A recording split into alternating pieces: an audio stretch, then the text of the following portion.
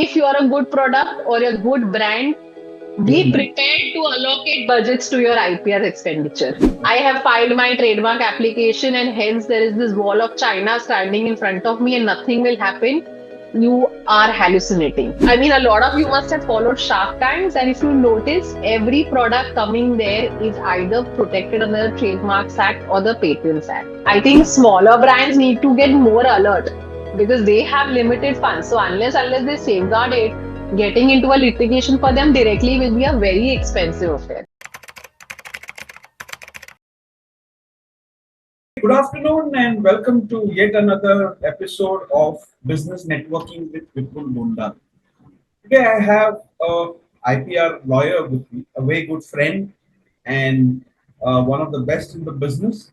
I would like to introduce Advocate Geetikaa Khanchandani to this episode. Welcome, Geetika. Hi, Vipul. Thanks for having me here. Good afternoon. Good afternoon. So I'll give you a quick introduction to Geetika. Geetika has been on another podcast on thinking in the past, but for those who have missed out on that one, let me give you a quick introduction to Geetika. Geetika is an experienced intellectual property rights lawyer with over 10 years experience of extensive experience in IP law.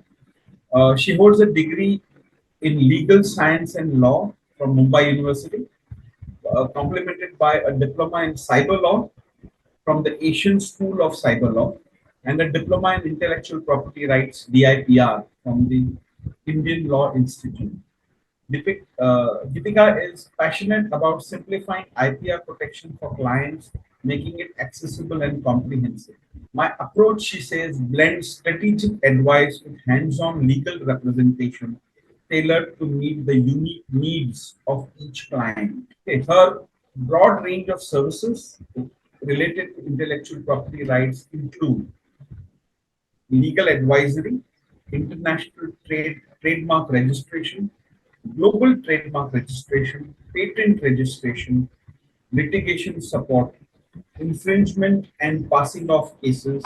Yeah, and in her litigation experience, she has been privileged to appear and contest cases before the High Courts of Bombay, Indore, Ahmedabad, and Delhi. One of the best known legal eagles of the IPR circuit. Let me introduce you to Geetika. Geetika, good afternoon and welcome yet again. Good afternoon. So, we've heard a lot about IPR in the recent past. If I talk to a lot of people, they'll tell me we've heard a lot about IPR. But frankly, not too many people understand what IPR is even today. Despite all that is floating around, I think the awareness about what IPR means is not all that very clear. So, is it possible for you to begin? We dive straight into intellectual property rights and the startup ecosystem. If you can tell us what is IPR and in simple language. Sure. So, IPR, why there are so many misconceptions is because it's a dynamic subject of law. It's also very evolving in nature. It's changing with the circumstances. So you have your conventional and traditional IPRs like the trademark, which is your brand name. Then Right. you have like a book, which is a literary work. You have a sound recording, which is music. You have a product, which is a design. Now, these are your traditional and conventional IPRs. But as we are becoming more and more conscious and aware, the subject is broadening. So you now have jingles as your IPR. You also have tones. You know your phones, your mobile. Nokia has a particular tone to it. Samsung has a particular ringtone to it. All of that is unique, and that's your IPR. Colors are now getting into it. So with the OTT platform coming into picture, it's now no more limited to theaters. You've got a lot of IPR on your phones when it comes to your Instagram post, your reels, whatever you're putting in. Then you have your movies on the OTT platform. To put it simply, let me tell you that IPR in the conventional sense is your trademarks, it's your copyrights, it's your patents, it's your designs, it's your integrated circuits. These are the traditional formats. But the modern way of saying it is that anything and everything that helps you distinguish yourself from someone else Right. as and is an original creation Original. of your mind is an IPR. Okay. That's how it's broadened in nowadays. Okay. So the one necessary condition among all of this, it has to be an original creation, and it has to be created by the person who wants to But the obtain creation that of idea. the mind, okay, Creation of that the that mind. Okay. yeah, Creation of the because mind. yeah, because it doesn't have to be a laborious affair, but there has to be an intellectual content to it. That's why it's not just a creation by me, but it's the creation of my mind. Creation of your mind, and has to be created by the person obtaining the intellectual property. Is that right? Yes. So, if you can explain, how does it work? Let's say you've created something, Hmm. you even obtained IP for it, right? And Hmm. we get into the process of obtaining it and all that a little later. Hmm. But how does it benefit someone?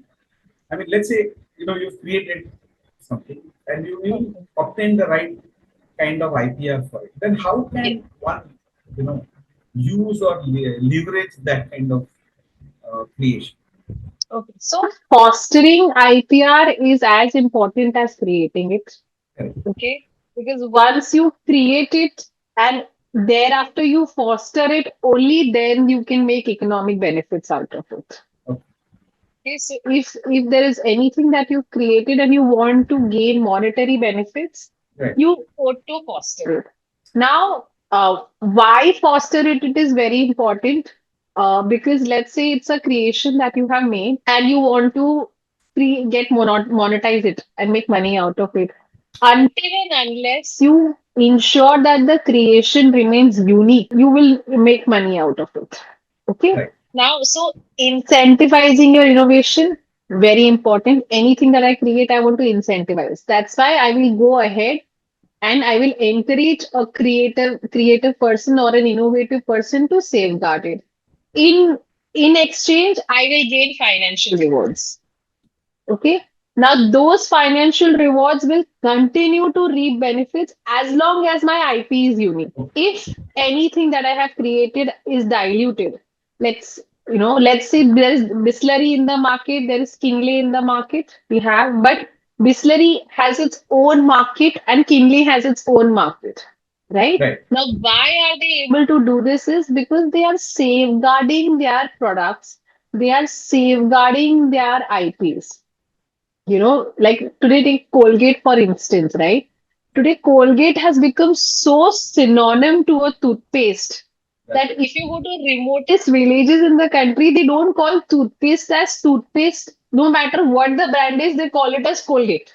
That's It's because Colgate has maintained that the red and white packaging is there, branding is there, and there is no one similar coming in the market. Or else you will see 10 Colgates in the market, and I will just pick anyone, correct.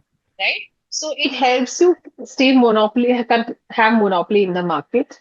It helps you make incentivize the market, and it gets you recurring benefits. It also helps in job creation. Okay, it creates economic benefits because it creates job because the entire IT sector, if you see, is based on softwares. Right. Okay, these softwares are nothing but intellectual property rights. And you have Wipro, Infosys, all of these are creating benefits in the market because we have an IP that's safeguarded. So it's creating job market for everyone. All right.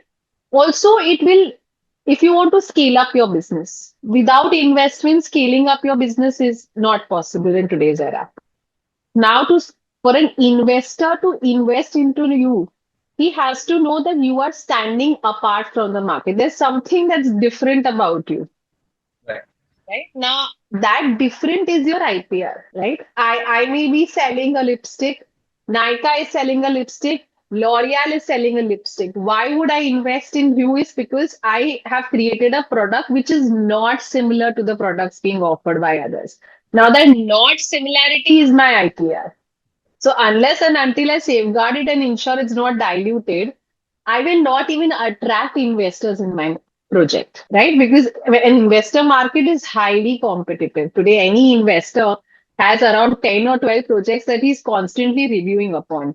And it's that something different that he sees, and that different has a possibility of scaling up in the market. Does he realize? Only then he puts in his money, Right. right? So that has to be maintained. Also, this encourages the startup culture. Today, suddenly you see there's a lot of startup culture everywhere. Everybody's, but if you actually sit with any entrepreneur and ask him, who's starting something of his own, you will realize how passionate he is about something different. It is a product or a process or a system that he's developed that he's so passionate about offering to others, saying that this is different, right? Now, that different is his IPR. And if he doesn't safeguard it, especially before going to the investors, because once you have the reports, it's out, everybody's seeing what you're offering, right? Correct. So you're exposing your IP without any safeguard. So if that happens, then you will not sustain the market because there are competitors out there. And unfortunately, ethics and morals are something very personal. So not everybody shares the same value like you do. Yeah. So that is there. Then it also ensures there's healthy competition in the market. There may be same range of products, but they can't be same products in the market, right? So that is prevented. Again, copying your products is prevented. So the end consumer is not cheated. Today, if I order something online, let's say on Amazon or Flipkart, I know I will get a genuine product because it consists of a certain name on it, right? And that name, I trust that name. Why I trust that name? Because I know this name is from this origin. So this is the source of the product, and the source of the product makes X quality of product, which is okay with me. Like if I have an HUL product, I know okay, HUL has a certain quality that will suit me personally. So in that scenario, it helps preventing copycats and it also builds a trust that goes on for generations. We've seen Johnson and Johnson being passed down from one generation, those baby oils and baby powder, right? It's passing on from one generation to another generation. Why? Because we trust Johnson and Johnson with our kids and we know it's not going to harm us. So the trust continues because he ensures he's the only one. There is no duplicate product being offered under his name, right? So startup culture is prevented, copycats is prevented, monopoly in the market is continued, and you attract investors, right? So somewhere the economy is boosting in a healthy manner is because there are IPR safeguards in the market. It's like an invisible net that we're not actually seeing, but this is what is ensuring that the market remains healthy. Or else people will just grab onto anything that they can and they go ahead.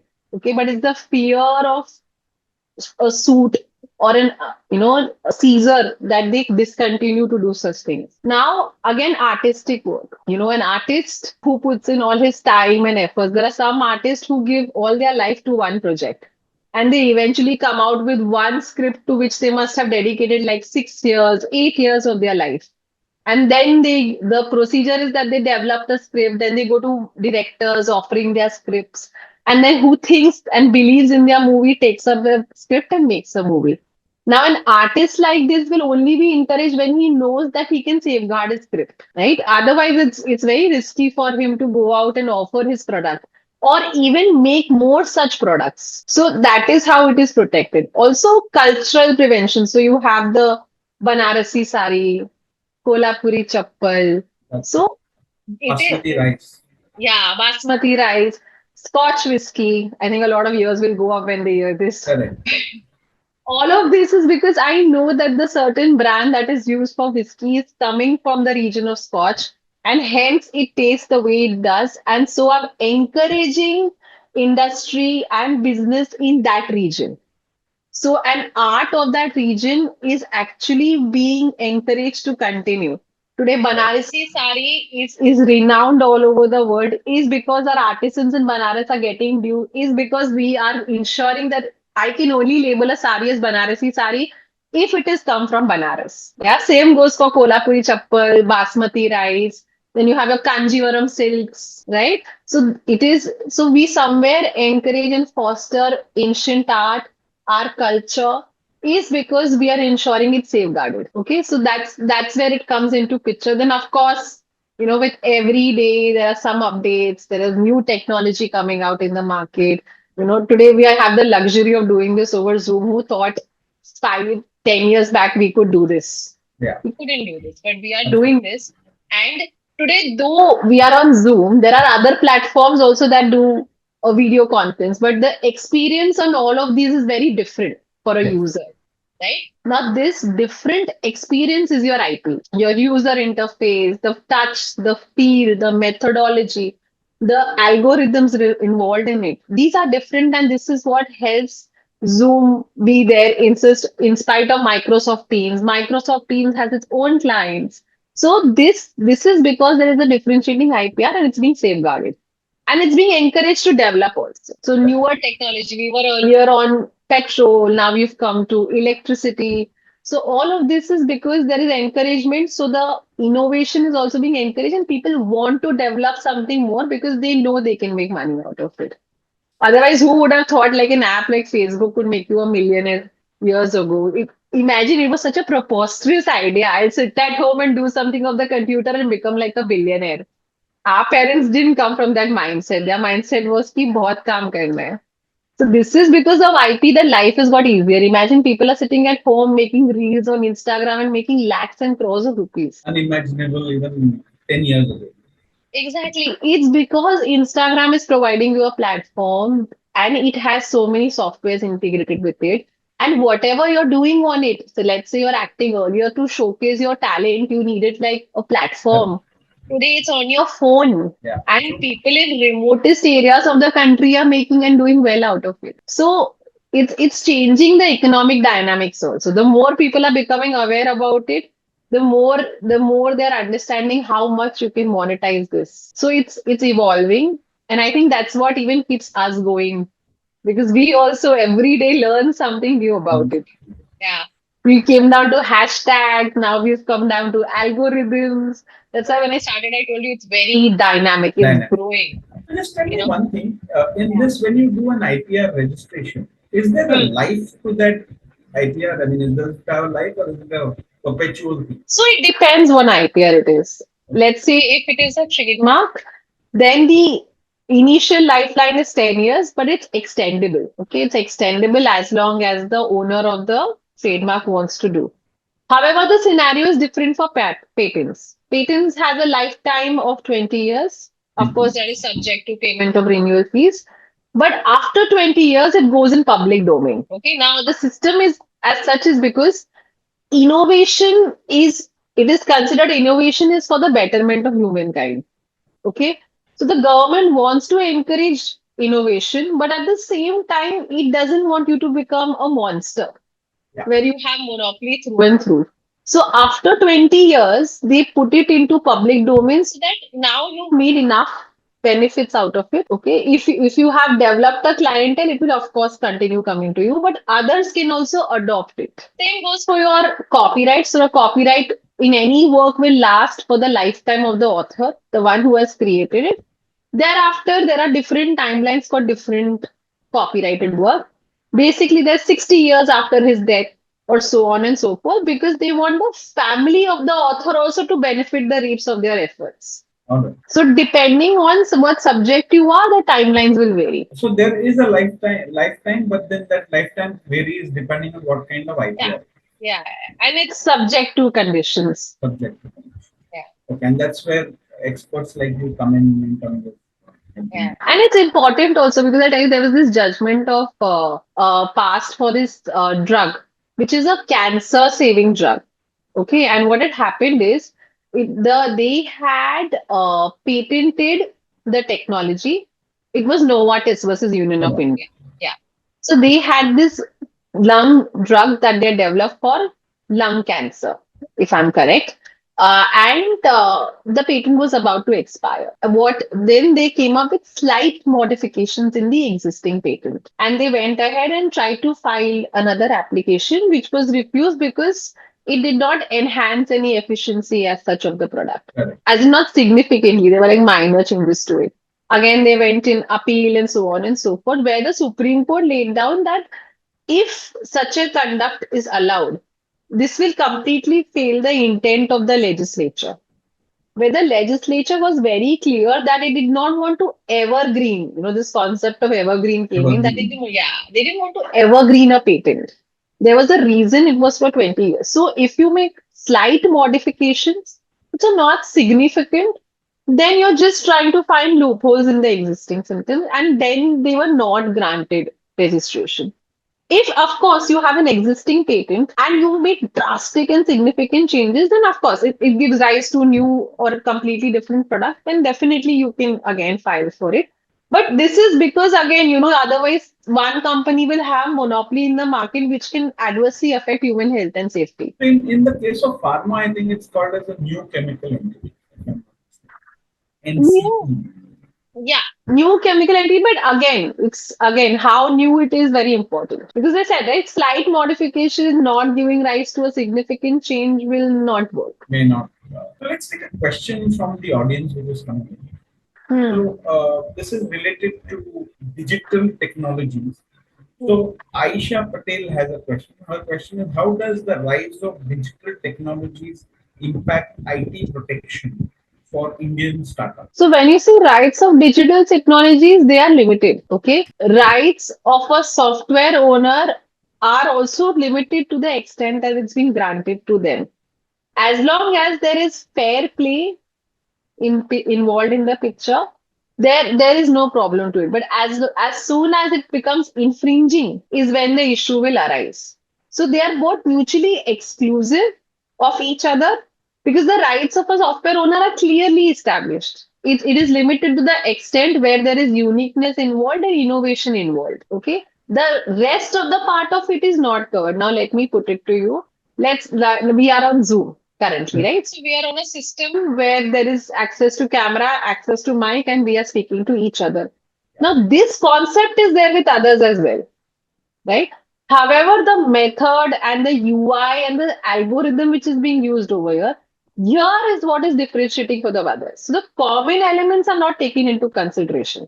The unique elements are, and as soon as you start overstepping on the unique elements, you get out of the doctrine of fair play and you immediately get into an action of infringement. Okay. Because it was a hyper technical question, my answer has been hyper No, technical. no, that's all right. That's all. Yeah. Because, I mean, we'll, I think, and as we go along, I think it'll get clarified, because we can't Yeah. possibly clarify everything in one Yeah, go. yeah. No, So, because the question was very technical, so it's important I answer it. perfectly fine. So, I'll take a couple of more questions. So, here is, I want to talk about the importance now of safeguarding, IP. And Yeah, also, if you can, give us a few instances where having the right approach to safeguarding your IP has yeah, helped the company, specifically startup, because this whole discussion is going to be about startups. So how, because typically startups have are short on a lot of things when they begin. They're true. definitely short of resources. So and I hope a lot of startups don't in their given the fact that they have limitations of money, especially Yeah. they don't end up compromising on IP protection. So, can you give us an example of how, by properly protecting their copyrights, some startups have actually gained? If you, No, and no, I'm sure you might have a couple of this examples. is my favorite question, That's Vipul. In fact, I'll tell you what, I am practicing what I'm practicing because since day one is what I've been trying to grill into all my clients. So anyone who approaches me saying that, I have XYZ that I want to register, my question to them is not that, okay, this is the charges and this is how you're going to do it. My question to them is why you want to do this.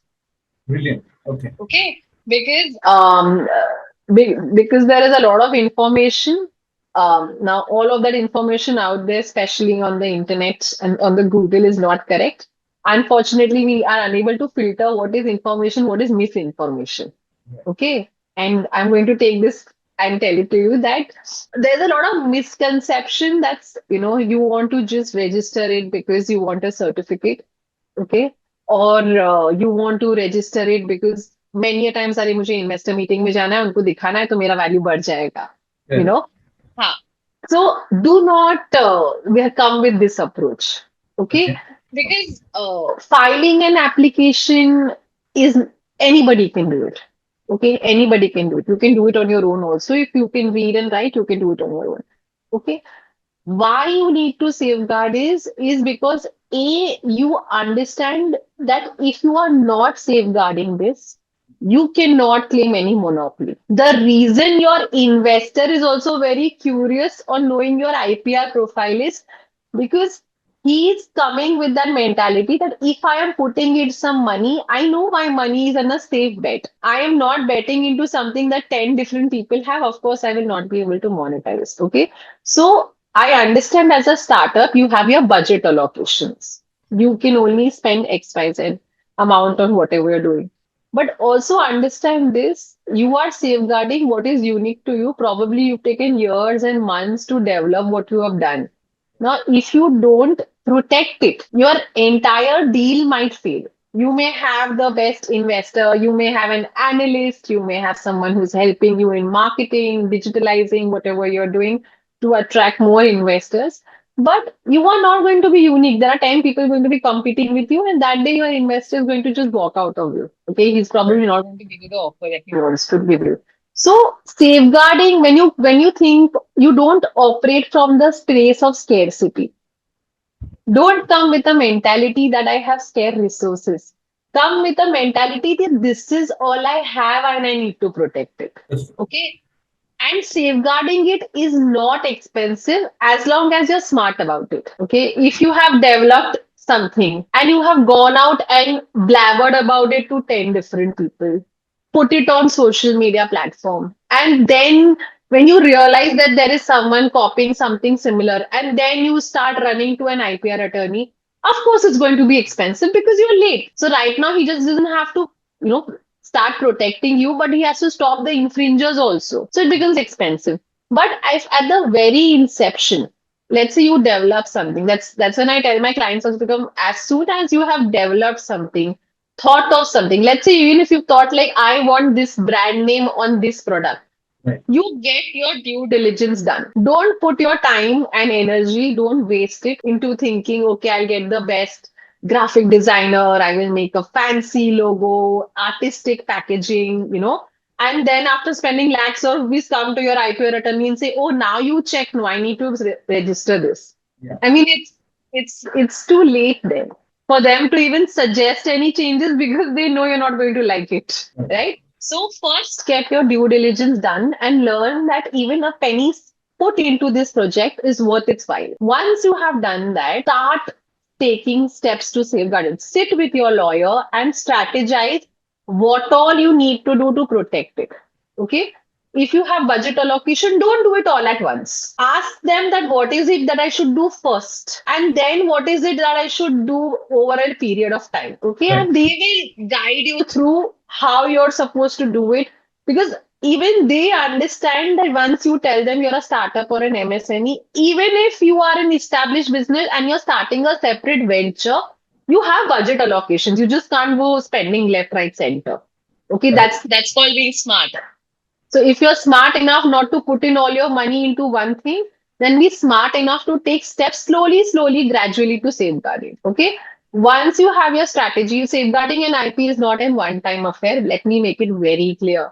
I have filed my trademark application, and hence there is this wall of China standing in front of me, and nothing will happen. You are hallucinating. Okay. It is a recurring affair.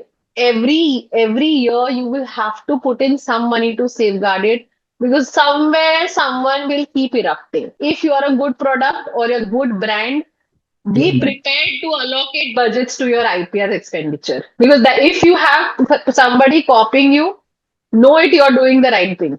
And now you need to stop. Okay, so you're doing something right that people want to copy, but you have to allocate budgets. Any large established organization or any successful startup who's got an investor knows this, that every year they have to allocate budget to IPR expenditure. Something will come, either they have an opposition, either someone has applied for a name, same color, similar color, or you are introducing new product. It's going to happen. It's a recurring job. It's not a one-time expenditure. So mentally be prepared. Allocate it, do it step by step. Once you have your basics safeguarded, only then go out and make your investor reports. Till then, do not put anything out. Even for an artist, many a times they write books or stories, okay, and they come from a lot. I've come across writers who really can't afford even proper lawyers, right? So the bare minimum we tell them is at least write something and email it to yourself, the least. So we know this on this date, this work was created by you, right? So start documenting. Okay, start documenting, start saving papers.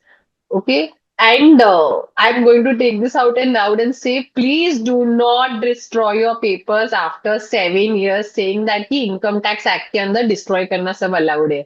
नहीं allowed है. आप properly act पढ़िए. वो सिर्फ इतना कहते हैं कि अगर आपके पास नहीं होंगे 7 साल से पुराने पेपर तो आपके ऊपर एक्शन नहीं होगा. That's all they are saying. Okay, but you need those papers for different purpose. So before destroying your papers, please take legal advice. Just don't go on discarding papers. I'm saying this out loud, Vipul, because many a times this is the most common mistake we get with. You know, I don't have any records. I've destroyed everything, or I don't have emails.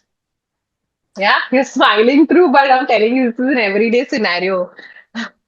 So, maintain your records, proper strategy. Now, what will happen is when you go to an investor, he will understand that you are also very conscious of what you're offering. So, he will take you seriously. And then, once you are in that position of power, is only when you can negotiate with him. If you expose everything without safeguarding it, you are in no position for any negotiation. You just have to take whatever he's offering because you're just scared now that he might take something similar or something similar might come out in the market and you're done. I mean, a lot of you must have followed Shark Tanks, and if you notice, every product coming there is either protected under the Trademarks Act or the Patents Act. And that's the question they put into you. And even in the investor pitch, if you hear carefully, they will tell you this that it's my registered trademark, it's my protected design, Correct. it's my patented product. Why? Because this makes me, when I listen to this, I know, okay, this is unique. This is something that the government is declaring is unique to this person. So now I'm paying attention. So I can see that you're extremely passionate about this, and yeah, I mean, and I think it's something. I mean, I've of course heard you speak about it many times. And Yeah. the reason I wanted to interrupt you a little bit and ask you is because fine. I mean, we understood this. Now we want to understand: are there any examples? And which is what I wanted to get from you is: are there any successful examples of people who actually done this and it has benefited them? Because I know that I'm sure there are hundreds of cases where people have not followed this and have landed into trouble. But can you give us a couple of good examples of I people who will, done but it I and then been extremist? okay, We, I we will give need not you. take names. I mean, it's okay. Yeah, that's what I was coming to. I'll tell you a recent example because I've not sought permission. Sure. So I will not put out the name. That's fine. Um, so there's this nutraceutical company that had come to us. Why I'm saying this is because this is a very recent success story, all right? They had come to us because and I didn't know this, they're raising investment. They just came to us saying that we need to carry out a due diligence of our IPR portfolio. Now, this company came to us when they already had an IPR attorney who was filing their necessary applications and so on and so forth. So we did not understand why, in spite of having someone, they want another attorney to carry out their due diligence. But they were very honest about it and transparent, saying that we have someone and we only want you to do the due diligence. And we said, okay, we agreed upon that, whatever may be the reason. And they asked us to send them a complete report wherever we find there are lacunas in as to whatever has happened as on date. We went through the entire portfolio. They had around 30, 40 trademark applications that they had filed, and they had another patent also that they had filed for, and we gave them our report as to, in our opinion, this is what is right, this is what is wrong, and this is what is requiring immediate rectification. All Right. right, correction in case you are very serious about what you're asking for, because generally you, and this was a startup, okay, Yeah. and generally startups are not that IP conscious, Correct. unfortunately. So we were also taken aback. We were surprised, oh, such an IP conscious startup, very nice, good for us. There's hope in this world. So we delivered our report, and only after delivering the report we were told that they came to us because they had their trademarks applications filed, However, they were not clearing in the second round of investment with anyone. And the reason the invest and they were looking around 200 to 50 crores of investment. So it was not a small investment they were looking for. And why they were failing is because whoever they went to was saying that your trademark portfolio is not intact. And they were not understanding that in spite of having filing applications, why is someone telling them that their trademark portfolio is not intact? Right. But and those companies then, when one of the investor was very seriously invested in them, he went ahead and actually gave them a remark sheet as to what is the difficulty with their existing portfolio and why they don't trust, in spite of their product being good, in spite of the product being the need of the market. Why is this company not investing? Is because their IPO portfolio has lacunas, and the company is worried that if they put in money and tomorrow they face suit or duplication in the market, their liability is going to go over the top. It's going to be not in appropriation with the investment they're making, and they're not interested on taking liabilities over. They want assets. Fortunately, or to my luck, my our report and their report matched coincidentally. Whatever lapses we found in their profile is the exact lapses the proposed investor found in it. And this was informed to us after the due diligence report. And the client immediately got on the call and wanted to clarify all the steps and take necessary steps to rectify it. So overnight we were switched on, we got on board, but we didn't have enough time because the investor did not want to wait. So we were just put into the investor meetings, and I think over a week or two we just worked on one client, and we got, at least we started the steps. Of course, the results will come in due course, and that's the reason we had to make our submissions to the investors and sit in the rounds also, because the result will take a while to come. We really can't do about it. What's gone under the bridge has gone under the bridge, but we'll rectify is what we undertook. The investor being convinced that we know what we are doing and we are rectifying what we are doing, he immediately granted them investment. Okay. He granted them an investment of 250 crores. Okay. Of course, subject to the terms, what they said was that we'll make 50% of the investment now and 50% of the investment once all this is rectified. Okay, which is fair on their part because we also need time, which eventually got completed. And today, that client who trusted us is one of our biggest clients, giving us regular business. And I can't unfortunately name them, That's but fine. they are available in every second pharmaceutical that you go and visit. Okay, and I mean, our trust has gone to another level because they were taken aback knowing that in spite of taking efforts, they couldn't get what they want. So it's that's why I told you, when you decide what you want to do, you need to strategize. Just filing an application is not your solution. Right. And that's why you need to know why you want to file. If you just want a certificate to be framed on your wall, then go ahead and file applications for anything under the sun. But if you really want to stay exclusive and make money out of it and get investment, then you need proper guidance. Interesting. I mean, yeah. So now, I'll take a question which has come on the group. This is a Hmm. question by Gayatri Nair.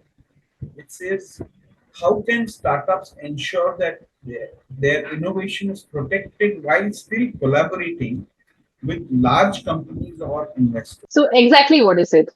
First, get your due diligence. Second, get your basics protected. Unless Right. and until you have protected, do not step outside the market. It's that simple.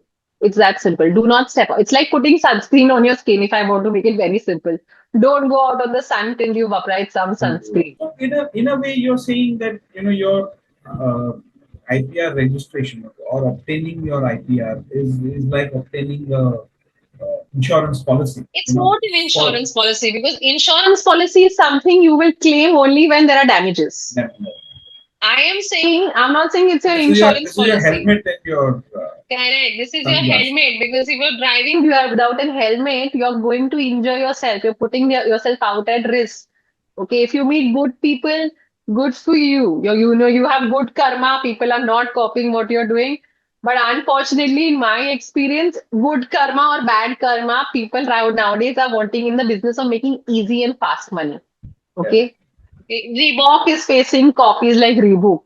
Okay, when brands like Reebok, Puma, where they have budget allocations, are filing suits day in and day out to deter duplicates and pirates, I think smaller brands need to get more alert. because they have limited funds. So unless they safeguard it, getting into a litigation for them directly will be a very expensive affair. So when we're talking about IPR, what I see the way you've explained it, it's like the core of a company, right? I mean, it's like what plant and machinery is to manufacturing companies or to the old industrial age companies. It's what keeps you in business, or at least makes you much more profitable uh, compared to competition. I'll go with the former. It's what that keeps you in business. Again, being profitable. Right. So, plant and machinery finds a place in the balance sheet. Yes, Does IP actually find a place in the balance sheet? I mean, it how does. does that work? It does. It does. It It does. does. So it Then is your how does the valuation of that happen? correct. So it's your intangible asset. A. Right. Okay. Your intangible asset is bare minimum part of your goodwill. Right. If you observe your balance sheet, there is a column for goodwill and you put an amount, X amount against it. Now that amount of goodwill, what is goodwill? Goodwill is your IPR. It's the reputation. How will you acquire reputation? When you are unique and people know who you are. Today, I know Vipul Bondal is Vipul Bondal because he is Vipul Bondal, right? If I know 10 Vipul Bondals and I can't distinguish, right? So Hope not, that's but that's yeah. it. No, I hope that there's only one Vipul Bondal. Okay, getting to the point. So that's what keeps you unique and keeps you going. So unless that's where it finds place in your balance sheet, in your goodwill. Now, how do you value it? So there are various methods of valuation. The valuation also depends on the subject matter of IPR. Okay, if it is a product or a name, then you see the market share capital. You make projects as to what is the profitability, what is going to be the valuation of this product anyway. So there are projection reports involved. Of course, there's a lot of guesswork considering the existing market scenario. Okay, Yeah. and it differentiates. Let's say I come up with a healthy drink, my chances of projection of a market which will have a bigger demand for them is way higher compared to, let's say, I come up with a high sugar contained juice. Okay, Yeah. because if you look at how the market is going today, the demand for healthy goods is a lot more higher compared to your regular goods. Like the demand for a gluten free bread is a lot more higher than your average maida bread, right? So it depends on the product, the nature of the product, the market you want to capture, the city you want to target. So there are methodologies set up for it. There are registered valuers who undertake IP valuation. Right. Okay, not all your valuers do it. This is a very, very, Specific very niche. specific, yeah, very niche. Not your regular average valuer will take it because this requires a lot of industrial understanding and projection. Correct. Again, whether if it is an FMCG product, is it a B2B product, is it a B2C product, all of those are taken into consideration thereafter you do the valuation. Now, let's take Wipro or Infosys. Their valuation and their entire balance sheet is on that software that they're developing. So they are entering it in their capital sheet. They are giving it their allocated budgets. They are putting in what is the current rate or valuation of the product depending on what is the market it has captured, how much revenue that IP is generating, what is the projection we see in the next 10 years coming in. So it does find place in your balance sheet. So either in the most basic format, it is the part of your goodwill. If you make a detailed valuation, then it will be a part of a separate entry in your balance sheet in the assets column. That's what my question was. Goodwill is one part, but our But for company that, it also depends on how conscious you are, right? that. Like that you want to go ahead and take a valuation for it. Yeah, and I guess, I mean, correct me if I'm wrong once again. I mean, if you invest in actually finding the real value of it by, let's say employing a valuation firm to, kind of really value the true value of your IP, and then you, find a value which is near to or exactly what it should be, then the chances of those companies attracting investments Yes. would So also after so improve. bad, correct. So once you have safeguarded it, then when you go for valuation and projections, which Yeah. is a part of your investor report. That's right. Only then can you get investors in. So That's when I right. told you the case study, they had their valuation report, but they were still not clearing. Now, why I'll tell you this was a rare scenario is because the company that they were approaching is a very old player in the market. Okay, so their entire legal department understood the intricate details of an IP protection, and they also undertook that what they may be investing in will not be an asset but may turn into a liability if not done properly, right? And that's where this whole dynamics came into picture and we popped in. So, let's take a couple of questions here from a gentleman called Sham Mukul. It's a Hmm. question which it says, what are the key differences in IP protection in India compared to major markets like the US or Europe? Oh, well, with the evolving scenario, there exists very little. Okay. Because so IP has been with us pre-independence. We had the 1940 Act, we had the 1911 Act. Post-independence, it's been evolving. And today, because of the entire digital platforms, I think IP in the true sense is just going beyond borders. It's going beyond borders. It's no more limited to jurisdictions. In fact, many a times countries where I don't have any IP certificate issued by the department, I'll use the term certificate is because officially no certificate issued, that country may recognize IP in me because of my reputation in another country, right? That's called the trans-border reputation or the spillover reputation.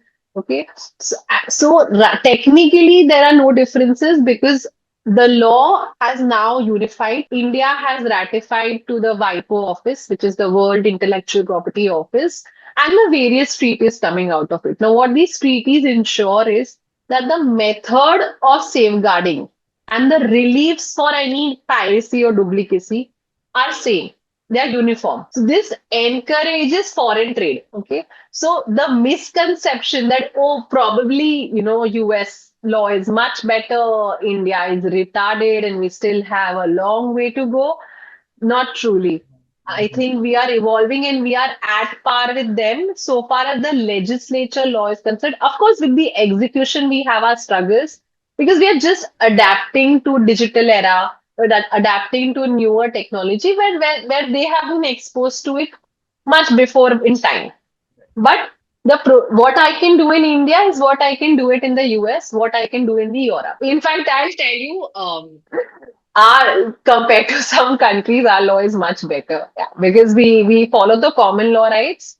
So we are more fair when it comes to prior adoption and prior usage is given safeguarded in spite of prior registration. There are some countries where if even if it's a duplicate brand, but if it is registered with the trademark office prior and I'm the original brand, the courts won't listen to me. Our country doesn't recognize that. Our country is like whoever has used it prior has reputation, needs to be safeguarded. So we are at par with them because this not only encourages export of goods but also import of goods. That's why if you see and notice, there's a lot of foreign investment and foreign brands now coming into India because they know our laws are at par. Yeah, I remember in the 90s there was a lot of debate going on that the Indian laws are not enough to protect many of the patented products. We are doing I mean, But we've I come a long way understand from there. very long way because I tell you, people, when I in 2006 I started interning in trademarks. Okay, and 2006 when I used to tell I'm doing interning with a law firm that does IPR, fellow lawyers would ask me if company सिर्फ IPR करता है, IPR में how do they survive and what do they do? Correct. And nobody understood trademark क्या है, copyright क्या है, patent क्या है. And today, look, even in the Instagram post, we are giving credits at the bottom. That's how Correct. conscious we've become. Right? IPRS is doing a fab job. Events में नहीं तो music ऐसे ही बज रहा है without taking necessary licenses. Right? Correct. So we are now come a very long way today. But of course, we have a longer way to go. There is no denial to it. I am not delusional about it.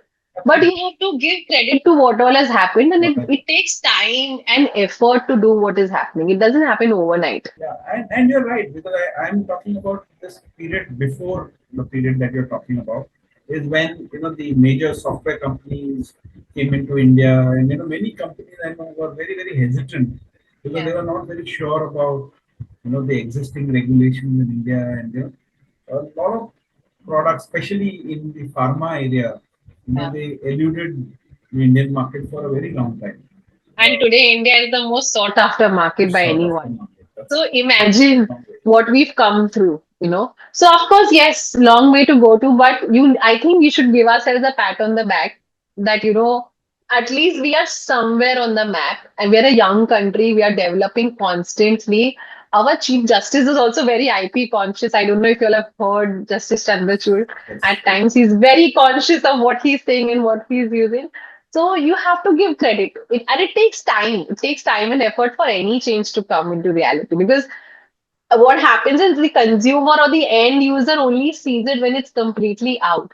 But when you're in there, you can see it. Like for me, I'll tell you today, majority of my hearings are happening from the comforts of my office, which is not imaginable because earlier we used to just run from one court to another throughout the day, right? And it's become so convenient that today with a smaller team, we can do much more work than we could do earlier, right? And it's because the departments are adopting today. Imagine all the departments have become digitalized. You don't have to go and stand in the queues and do your work.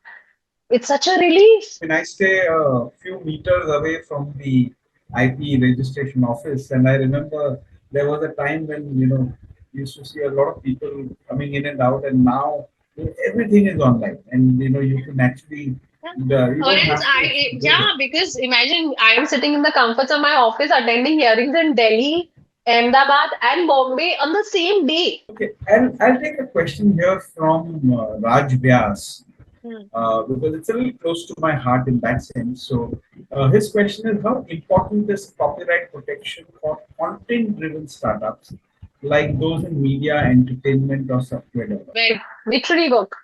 You fall clearly under the ambit of literary work. So, if it is something that has, because when you're saying content writing, I don't know what exactly you're doing, but if you're into print publication, for instance, if involves an innovative aspect from you, okay, if it is not a laborious task that you have taken it of just writing down or putting down what is already there and making a report on it. No. But if you have put in your innovative aspect to it, then of course you have now rights in it. Now, for a copyright, okay, I mean what I like about copyright is unlike your trademarks or your patents or your design where registration is mandatory for you to take any litigation. The under the Copyright Act, there is no such registration mandatory. Okay. Why this is so is because copyright is humongous work. Okay, every article that you write, every book that you write is a subject matter of copyright. And the legislature understands that this will just burden an artist or an author or a writer as to it. Okay. And it's impossible to keep protecting everything because, again, your work is evolving. Today, you may write something, tomorrow, you may say, I want to make some changes to it and I want to write something else. I want to polish the work further.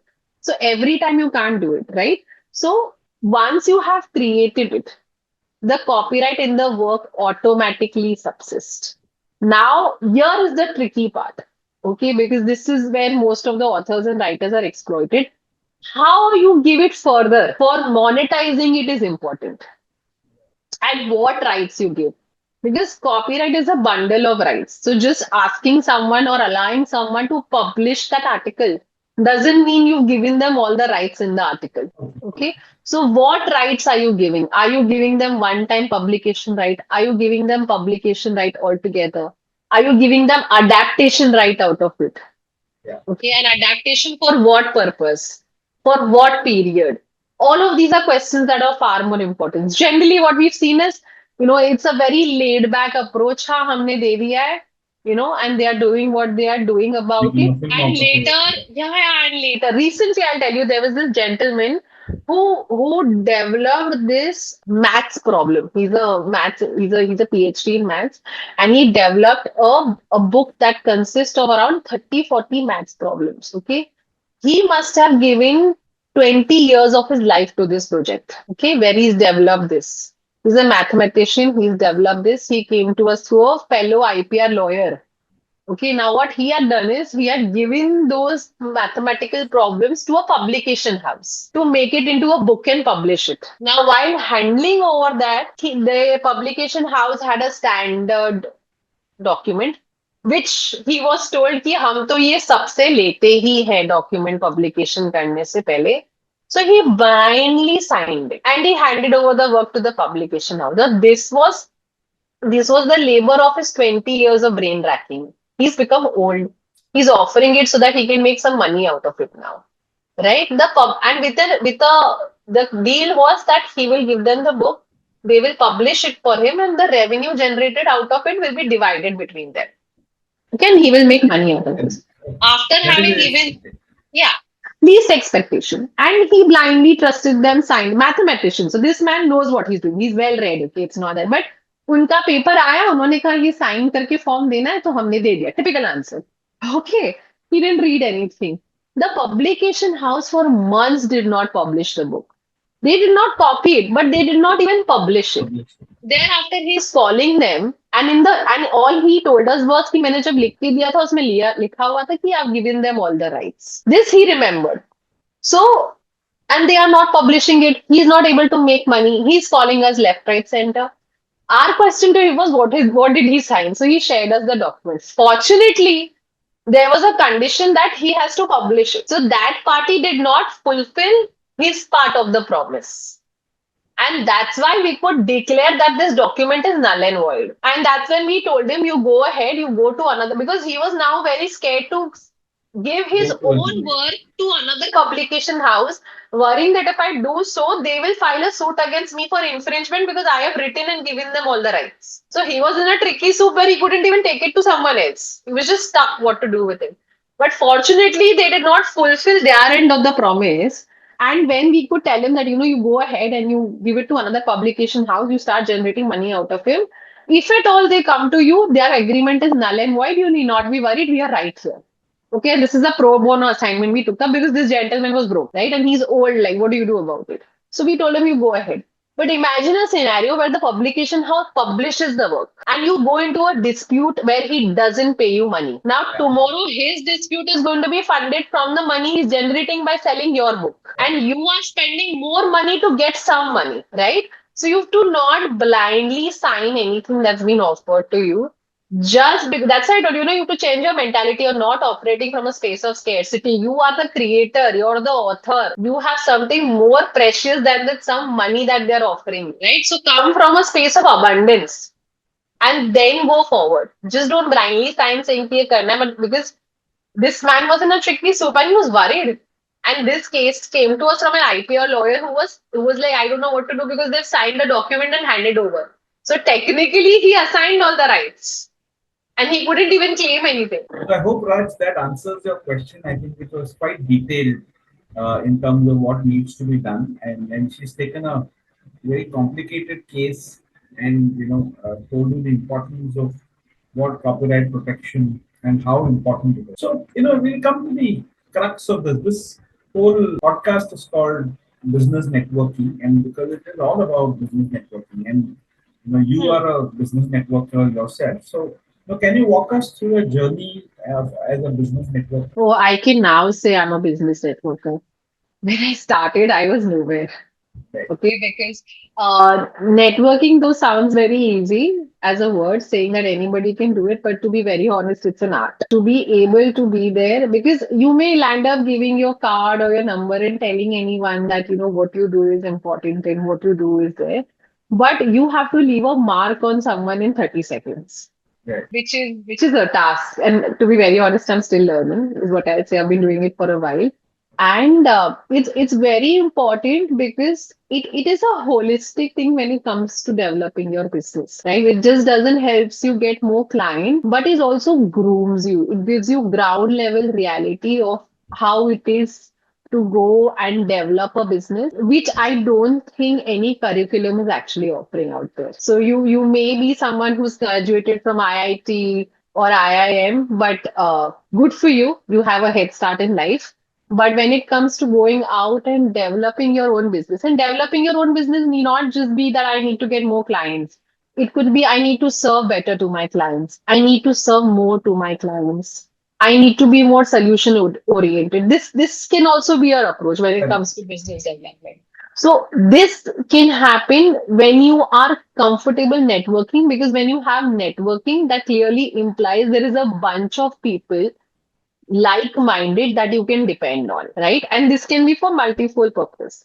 If you ask me, I think it helped me grow from someone who was a lawyer, who was working just, you know, like a hardcore worker doing just what they're supposed to become a business entrepreneur who actually understands what it is to cater to a client, what it is to build a client relationship. I was good at what I was doing. There is no denial to it, and I'm very proud of saying that out loud. So I was good at what I was doing, but I didn't know how to put it to someone and make them understand that I'm really good at what I'm doing and trust me what I'm doing at. You need that chance, you need that opportunity. And also, if you have that chance and have that opportunity, you need to nurture that relationship with your client. So your client may not come to you just because he needs you to do something for them, but he may come to you for a genuine advice where he may need your help connecting him to someone who needs their services. Right? So when you're networking, don't have that aggressive approach कि बस मुझे जाना है और मुझे आज business लेके आना है. You may not get any business, but you have got a contact, and there's one more person in the world who knows what you're doing. I think that is more than enough, because I know I've met people years back. I don't remember their names, I don't remember their faces, but somehow after years they call me, oh, you know what, 2 years back we had met. And that's when they tell me that, do I realize shit, I made an impact. So happy someone remembers me after 2 years. Yeah. So when it comes to networking, it's not just going and getting business for yourself. It's when you have that approach, you are again being the frog in the pond. Jump into the sea. It's huge. And business is going to come. If people know you and people like you, trust me, they will go out and get work for you. If they don't like you, if they don't know you, you may be a genius, but you will have no work. So we've come to the, I mean, we've actually exceeded the time that I asked from you. Yeah, it's So, me. So, yeah. So, how do you see yourself 5, 10, 15 years into the future? What vision 15 do you years, have? definitely I need to be more evolved than I am right now. I need, That I'm uh, sure. yeah, I need to be more evolved and when I say evolved, I need a holistic approach where yes, my work is growing, but I am equally balanced when it comes to my personal life, my physical, staying healthy. So all of those, and my work is going to scale. There is no stopping. My vision is very clear out there. My work is my priority. And anybody who knows me enough to know that I live in my office. The only time I go home is to sleep. And I love that about myself, that I'm that crazy when it comes to work. But I don't know any other way of life is all I can tell. This is what I think is my purpose. And as long as when I get those small success stories from my clients, I think it boosts my morale to another level where I'm just more into to do more things. And when I see my juniors also picking up and getting orders, it just makes me feel like, oh Rod, okay, I'm creating some more good people in the world who may just get better results, because I know I'm not here forever. I need to download whatever information I have learned because somebody has downloaded it that on me is what I'm able to do, what I'm able to do. So create more lawyers who have not a approach just to make money, but they also start with the question why you want to do what you want to do. Fantastic. So, like Simon Sinek had said, begin with why. So you have your why in place and you know where you're going to go. On that note, Geetika, thank you very much for your time Thank and I you. wish you all the very best. Thank you so much, people. Thank you.